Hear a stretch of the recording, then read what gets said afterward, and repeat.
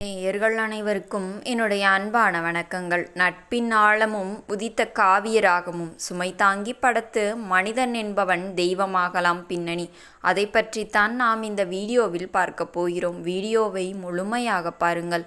1962ஆம் ஆண்டு இயக்குனர் ஸ்ரீதர் இயக்கத்தில் ஜெமினி கணேசன் மற்றும் தேவிகா நடிப்பில் வெளியான மாபெரும் காவிய திரைப்படம் சுமை தாங்கி. மனித வாழ்க்கையின் தியாகத்தையும் குடும்பத்திற்காக தன் ஆசைகளை பலி கொடுக்கும் ஒரு இளைஞனின் கதையையும் தத்ரூபமாக சொன்ன படம் இது. இந்த படத்தில் இடம்பெற்ற மனிதன் என்பவன் தெய்வமாகலாம், வாரி வாரி வழங்கும் போது மனிதனாகலாம் என்ற பாடல் இன்றளவும் தமிழ்நாட்டின் மூலை முடுக்கெல்லாம் ஒலிக்கும் ஒரு மாபெரும் மனிதநேய பாடலாகும்.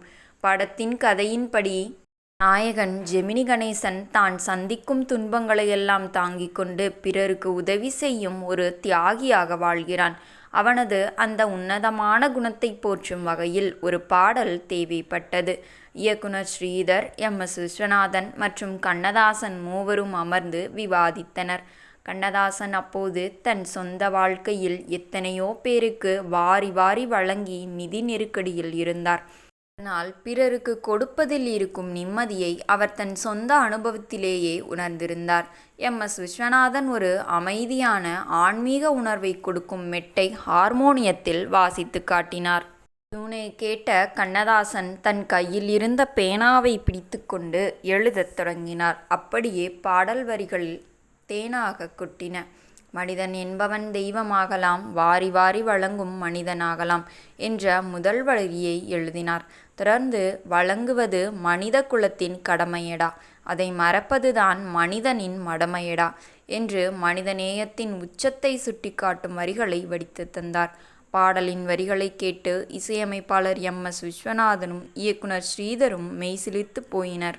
கண்ணதாசனின் வரிகள் என்றால் சொல்லவா வேணும்? தன் வாழ்க்கையில் நடக்கும் அனைத்து தத்துவங்களையும் வாழ்க்கையில் சந்திக்கும் அனைத்து இன்னல்களையும் வைத்து பாடல்கள் எழுதுவதில் வல்லவர் என்று கண்ணதாசனை பெருமைப்படுத்தி பேசிக்கொண்டிருந்தனர். மேலும் பி. ஸ்ரீனிவாஸ் அவர்களின் அமைதியான குரலில் இந்த பாடல் பதிவாகி வெளியான போது தியேட்டரில் இருந்த மக்கள் அனைவரும் எழுந்து நின்று அஞ்சலி செலுத்துவது போல கைத்தட்டினர்.